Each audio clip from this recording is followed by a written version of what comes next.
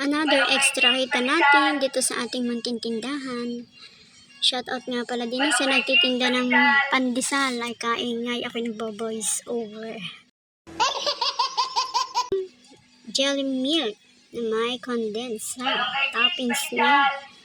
Yan ay 5 pesos lang. Another extra income natin din sa may tindahan, pandagdag natin, pan-survive para sa ating munting paninda.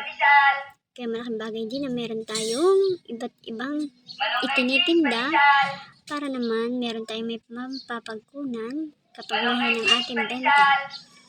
Jelly milk na super yummy.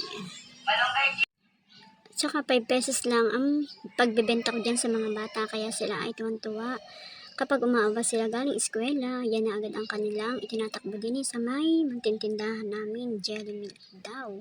At dagdagan daw ng toppings, yan ang kanilang request. Ay siya dyan na kayo. Thank you for watching. Bye!